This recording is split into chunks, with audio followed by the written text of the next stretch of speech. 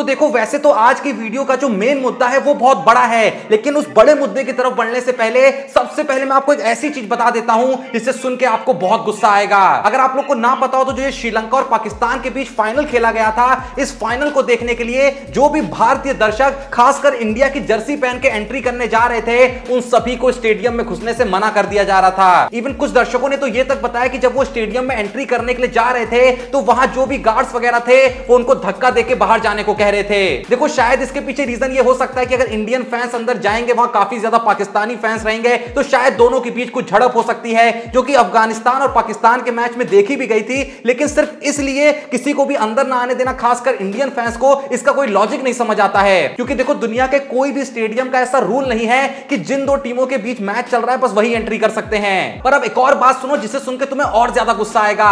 असल में जब पाकिस्तान जो थी वो फाइनल जब हार गई थी, तो उसके बाद जो पाकिस्तान बोर्ड के चीफ है ना, रमीज राजा, उनके पास बहुत सारे जर्नलिस्ट इकट्ठे थे और उनसे मैच के बारे में सवाल जवाब कर रहे थे। तो उसी चलते हुए सवाल जवाब के बीच एक इंडिया रिपोर्टर ने जब रमीज राजा से पूछा कि जैसे कि पाकिस्तान हार गई है तो काफी ज्यादा आवाम दुखी हो रखी होगी, उन्होंने बहुत ही जनरल तरीके से एक रिपोर्टर के तौर पे, एक रिपोर्टर की रिस्पेक्ट के तौर पे ये सवाल रमीज राजा से पूछा था। लेकिन रमीज राजा ने जिस तरीके से बिहेव किया, ये जानते हुए कि वो एक इंडियन रिपोर्टर है, वो बहुत ही ज्यादा नीच था। असल में जैसी इंडियन रिपोर्टर ने बहुत ही सिंपल टोन के साथ उनसे ये पूछा कि भैया इंडिया हार गई है, इस वजह से आपके यहां जो आवाम है वो दुखी होगी, जबकि उन्होंने ये भी नहीं कहा कि आपके वहां, वो बहुत जनरली कह रहे थे कि आवाम बहुत दुखी है जिस तरीके से पाकिस्तान हार गई है, इस पे आपका क्या कहना है। और देखो, सेम तरीके से जब इंडिया भी मैच हारी थी तो बहुत सारे पाकिस्तानी रिपोर्टर्स थे या और टीमों के रिपोर्टर्स थे, वो इंडिया से ये सवाल कर रहे थे, उनके मैनेजमेंट से, उनके प्लेयर से, और हमारे लोग बहुत ही प्यार के साथ उसको जवाब भी दे रहे थे। लेकिन जब सेम चीज कहीं ना कहीं एक इंडिया के रिपोर्टर ने रमीज राजा से पूछी,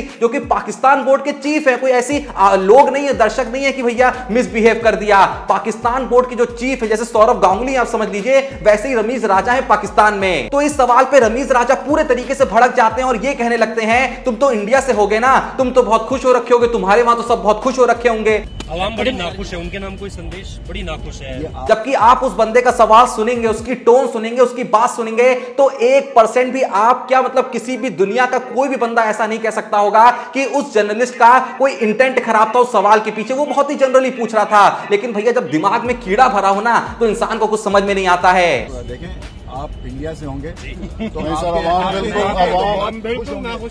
उसके बाद शोएब अख्तर जैसे लोग यूट्यूब पे आके कहते हैं कि अफगानिस्तान वाले देखो हमसे कैसे मिसबिहेव करते हैं, उनके प्लेयर कैसे हमसे मिसबिहेव करते हैं, उनके दर्शक देखो हमारे साथ कैसे लड़ते हैं। तो देखो, सिंपल सा लॉजिक है, मैंने पहले भी किक टाइम की वीडियो में कहा था कि भाई इज्जत दोगे इज्जत मिलेगी। जब आपके बोर्ड का चीफ इतनी बदतमीजी से एक जर्नलिस्ट के साथ बात कर सकता है तो तुम काहे की उम्मीद रख रहे हो रिस्पेक्ट की। लेकिन फिर से उस इंडियन रिपोर्टर की यह तमीज थी कि उसने बहुत ही सलीके से उनके साथ बिहेव किया। उन्होंने कहा कि मैं जनरली आपसे पूछ रहा हूं और मुझे कोई खुशी नहीं है कि पाकिस्तान बाहर हो गई है, भले ही हो रही होगी, लेकिन यह चीज उन्होंने व्यक्त नहीं करी थी, वो बहुत ही जनरली पूछ रहे थे। लेकिन उसके बावजूद भी रमीज राजा बिहेव नहीं कर पाए। पर चलो कोई नहीं, दर्द हो रहा होगा बेचारे को, भैया हार जो गई फाइनल में आके।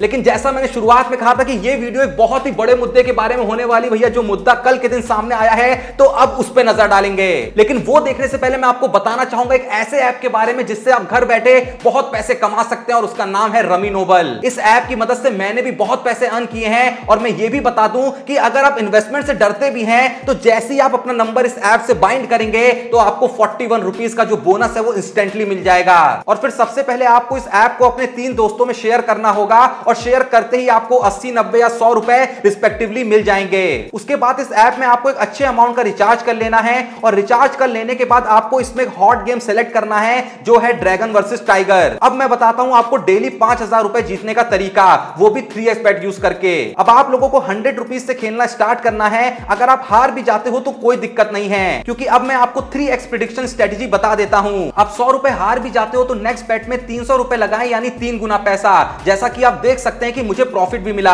अगर आप ये वाला स्ट्रेटेजी अपनाते हो तो आप भी बहुत सारा पैसा कमा सकते हो, जैसे कि मैं कमा रहा हूं। तो मैं आप लोगों को एक एडवाइस देना चाहूंगा कि आप लोग इस ऐप से गेम खेलकर बहुत सारे पैसे कमा सकते हैं, और इसमें विड्रॉल भी बहुत ही इजी है। यूपीआई या बैंक ट्रांसफर के थ्रू कुछ ही मिनटों में आप सारे पैसे ट्रांसफर कर सकते हैं। भाई मेरी सारी अर्निंग आपको वीडियो में दिख रहा होगा, एंड मैंने बहुत ही आसान तरीके से अपने बैंक अकाउंट में ट्रांसफर भी कर लिया। तो मैंने इस एप्लीकेशन का लिंक डिस्क्रिप्शन और पिन कमेंट में दिया हुआ है, जाके डाउनलोड करें, खेलें और जीते खूब सारे पैसे। तो जैसा मैं वीडियो की शुरुआत से ही कह रहा था कि इस वीडियो में मुझे असल में कोई और ही बड़े मुद्दे की बात करनी थी और अब शुरू करते हैं वो मुद्दा।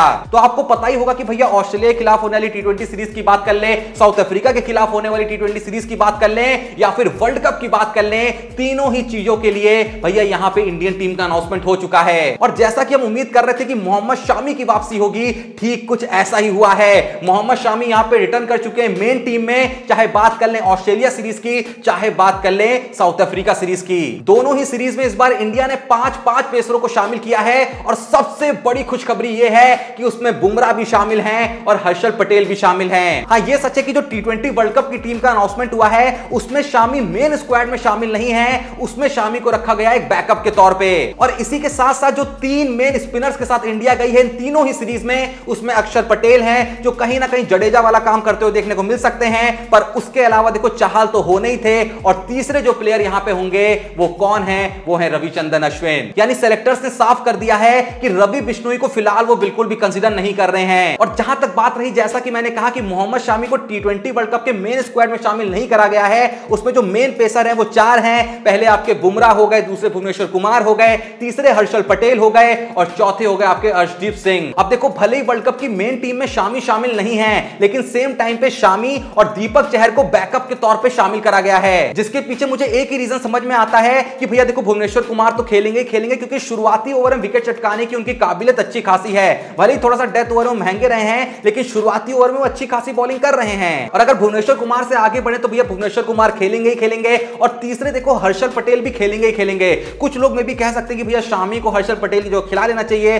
लेकिन भैया देखो हर्षल पटेल जिस तरीके के बॉलर है ना, वो हर्षल पटेल ही हैं, इसलिए शामी उनका काम शायद उतना अच्छा नहीं कर सकते हैं। हमने शामी को बहुत बेहतरीन बॉलिंग कराते हुए देखा है, लेकिन डेथ ओवर्स में शामी को भी हमने अच्छा खासा महंगा जाते हुए भी देखा है। पर हर्षल पटेल ने वहां पे भैया काम करके दिया है, उन्होंने रन बचा के दिए हैं और उन्होंने विकेट चटका के भी दिए हैं। बाकी देखो सिंपल सा लॉजिक है भैया, कुछ ना कुछ इंजरी वर्ल्ड कप तक ऊपर नीचे हो ही जाती है, तो कुछ भी होता है तो शामी जैसा बॉलर हमारे पास बैकअप में पड़ा है, जो कि अच्छी बात है। बाकी मुझे तो लगता है कि भैया अभी वर्ल्ड कप की टीम बहुत जल्दी अनाउंस कर दी है, चीजें ऊपर नीचे हो भी सकती हैं, तो जो ये ऑस्ट्रेलिया और साउथ अफ्रीका के खिलाफ सीरीज होनी है, इसमें शामी क्या प्रदर्शन करते हैं, कहीं भैया एकदम बेहतरीन ही भैया फाड़ू हो रखे होंगे शामी, फिर तो मुझे लगता है कि भैया टी20 वर्ल्ड कप में कुछ ना कुछ करके उनको घुसा ही दिया जाएगा। बाकी मेन देखो सबसे ज्यादा तो किसी चीज का रहा कि जडेजा भैया हमें टी20 वर्ल्ड कप में नहीं दिखेंगे, अगर होते तो बहुत चीजें अच्छी हो सकती थी। और इससे कहीं ना कहीं हमें यह भी इंडिकेशन मिलता है कि दिनेश कार्तिक और ऋषभ पंत में, ऋषभ पंत तो खेलेंगे ही खेलेंगे जडेजा के ना होने से, वरना जो पूरी टीम है भैया वो राइट हैंडर्स हो जाएगी। और देखो कहीं ना कहीं जरूरत पड़ जाती है लेफ्ट हैंडर्स की।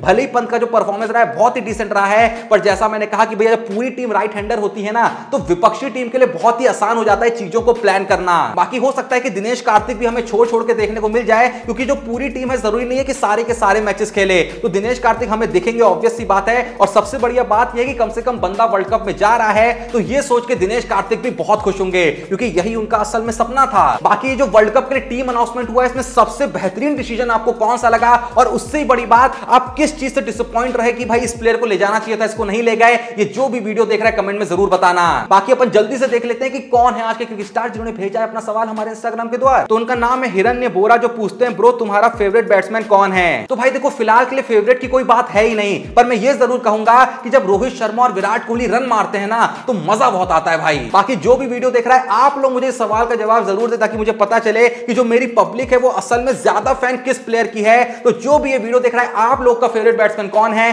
कमेंट में जरूर बताना। पर उसी के साथ साथ जो सवाल मैंने सबसे पहले पूछ रखा है कि ये जो टीम अनाउंसमेंट करी गई है टी20 वर्ल्ड कप के लिए, इसमें आप किस चीज से सबसे ज्यादा डिसअपॉइंटेड हैं, ये भी कमेंट में जरूर बताइएगा। बाकी डिस्क्रिप्शन और पिन कमेंट में दिए लिंक से रमी नोबल का ऐप चेकआउट करना ना भूलें। और भैया कोई भी मन में सवाल हो, आपको पता ही है क्या करना है, डिस्क्रिप्शन में हमारे Insta page Cricbaazi with Joshi का लिंक है, वहां पे जाना है, जाके सवाल डीएम करना है। तो सवाल हम अपनी आने वाली वीडियो में क्या करेंगे, आपके नाम को शाउट आउट दे फीचर करेंगे भाई। और अगर अभी तक आपने चैनल को सब्सक्राइब नहीं करा तो प्लीज जो भी ये वीडियो देख रहा है चैनल को सब्सक्राइब करें। बाकी मिलते हैं नेक्स्ट वीडियो में, तब तक के लिए जय हिंद, धन्यवाद।